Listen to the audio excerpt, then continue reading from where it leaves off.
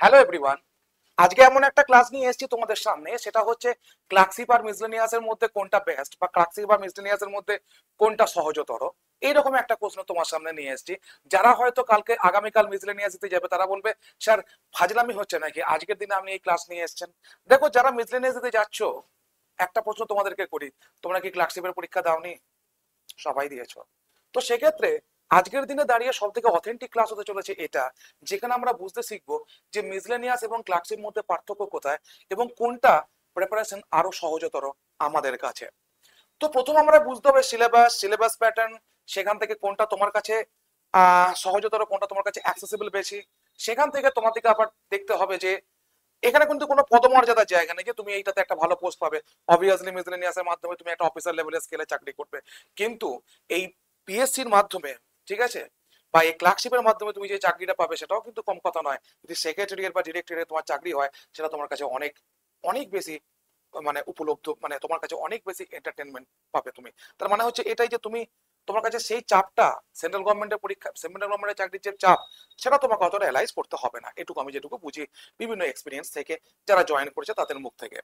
তো এরপর যাই আমরা আসল জায়গায়, যে আমরা প্রিপারেশনটা বা সিলেবাসের মধ্যে তফাৎ করে দেখো। আমি যদি মিসলেনিয়াসের সিলেবাস দেখি, তাহলে কি দেখতে পাবো এখানে? দেখো, এই হচ্ছে মিসলেনিয়াসের সিলেবাস, একদম সোজা কথা তোমাদের সামনে লিখেছি, এবং যেটা তোমাদের পড়তে কোনো অসুবিধা নেই। সেটা হচ্ছে কিনা মিসলেনিয়াসের যেটা পার্ট 2 সিলেবাস, সেই পার্ট 2 সিলেবাসটা কি না, পেপার 1, পেপার 2 এবং পেপার 3 তিনটের মাধ্যমে কন্ডাক্ট হয়।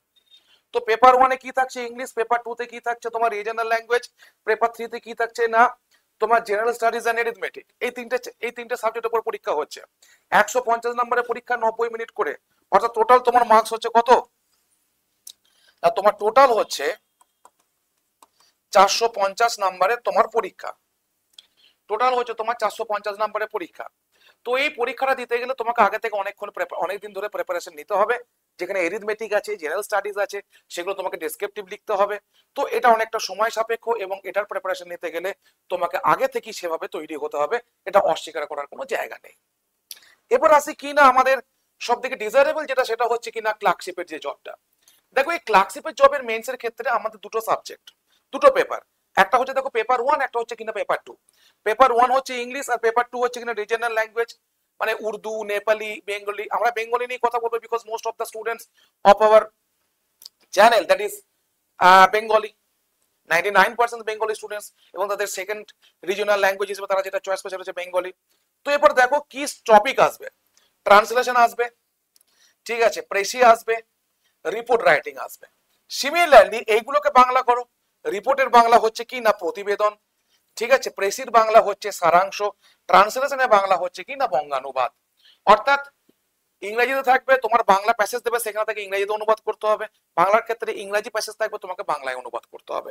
That's it. এবার স্যার সময় কি অনেক চলে গেছে আমাদের? আমি বলবো হ্যাঁ, সময় চলে গেছে। কারণ যে সময় তোমাদেরকে প্রিপারেশন এটা নিতে হতো, সেই প্রিপারেশন নেবার সময় তোমাদের কাছে এখন খুব অল্প। এবার তোমরা যদি প্রিপারেশন নাও পিএসসি ক্লার্কশিপের জন্য, তাহলে কি করে প্রিপারেশন নিতে পারো? দেখো, আমি কোনো কোর্স বেচার জন্য কিছু বলবো না, তোমাদের কাছে সহজ স্টাডিজ কিছু দিয়েছি।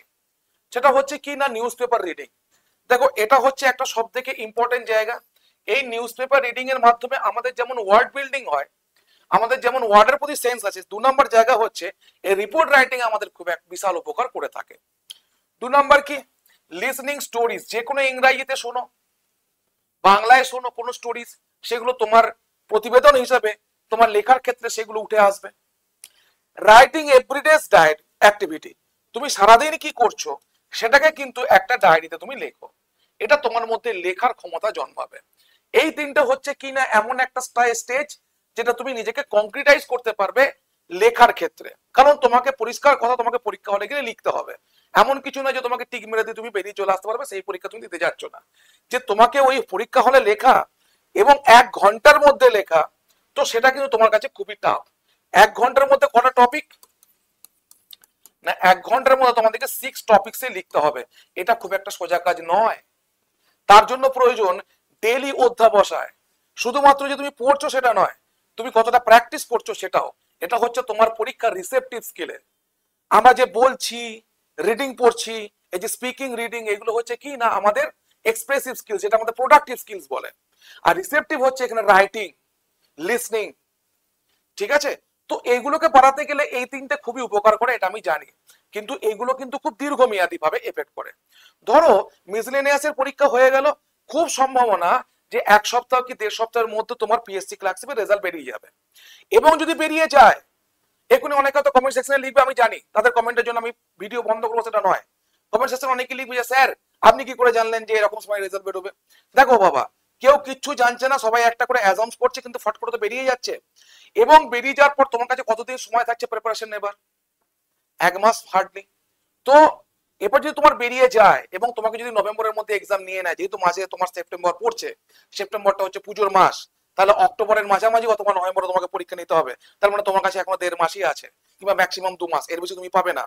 তো এইরকম রেডি মেটেরিয়াল আমি কোথায় পাবো? তুমি দেখতে পারো ইউটিউব ক্লাস, দেখো আমি অ্যাডিশনাল বলেছি যে ওয়াচ ইউটিউব ক্লাস, যে কোনো ইউটিউব ক্লাস, এটা আমি নিই বা অন্য কেউ নই, সেখান থেকে দেখো, সেখান থেকে প্র্যাকটিস করো, এটাও তোমার হতে পারে।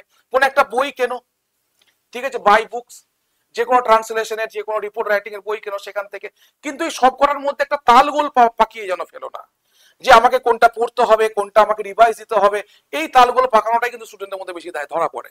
যে আমরা ধরো পড়াশোনা করছি, আমরা ভাস্ট পড়াশোনা করছি, আমরা নিজেদের কাছে অনেস্ট, কিন্তু সব থেকে বড় কথা আমাদের প্রোডাক্টিভ স্কিলটাই তৈরি করতে পারছি না, আমরা আমরা লেখার ক্ষমতাই তৈরি করতে পারছি না। আমরা চেক করাবো কাকে দিয়ে? আমরা পড়াশোনাটা যেটা করছি সেটা কতটা লিখতে হবে, এই সময় ম্যানেজমেন্ট, অ্যাকুরেসি, এগুলো তৈরি হবে কি করে? তাহলে বেস্ট আইডিয়া কি? না, বেস্ট আইডিয়া হচ্ছে পারচেসড কোর্স। এটা অস্বীকার করে লাভ নেই।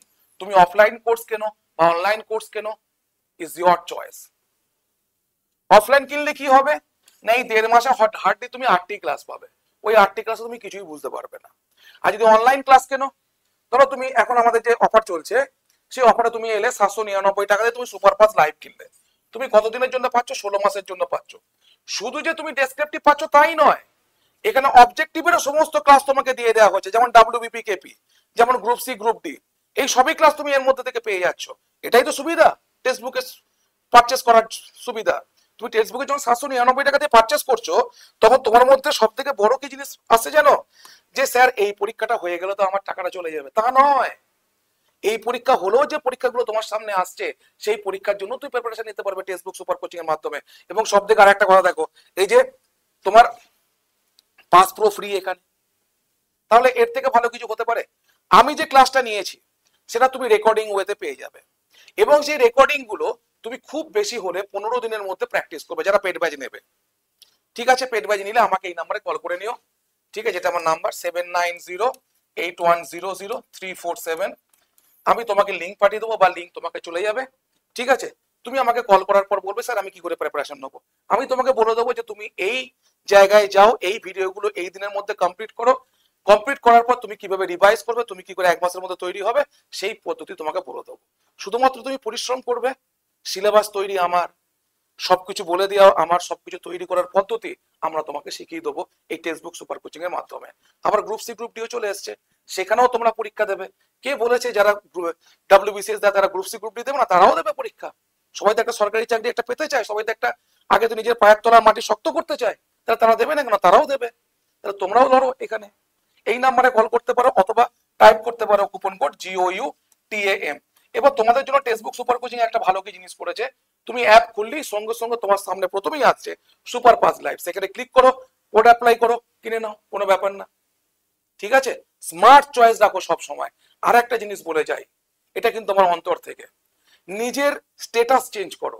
যে স্ট্যাটাসে তুমি আছো সেখানে সম্মান পাচ্ছ না, যে স্ট্যাটাসে তুমি আছো সেখানে তুমি খুশি নও, যে স্ট্যাটাসে তুমি আছো সেখানে এখানে ওখানে আড্ডা দিলেও তোমার মধ্যে ফ্রাস্ট্রেশন থেকে বের করার কত জায়গা নেবে। তুমি যারা বেড়াতে গেলে তারপর তোমার আবার তোমাকে সেই জায়গাতেই ফিরে আসতে হবে। তো এই সবকিছুর একটা নির্মল জায়গা হচ্ছে তোমার চাকরি পাওয়া। সেই চাকরি পাওয়ার অঙ্গীকার আমরা তোমাদেরকে দিচ্ছি। তো এবার তোমাদের চয়েস, তোমরা কি করবে। ভিডিও ভালো লাগলে অবশ্যই লাইক এন্ড শেয়ার তো করছোই, তার সঙ্গে কমেন্ট সেকশনে কিছু কমেন্টস করে দিও ভালো ভালো, যাতে তোমরা বুঝতে পারি যে হ্যাঁ তোমাদের ভিডিওটা তোমাদের কাছে লেগেছে। আজ এ পর্যন্তই, যারা নতুন তারা চ্যানেলটাকে সাবস্ক্রাইব করে নিও অবশ্যই। Thank you so much for watching the sessions.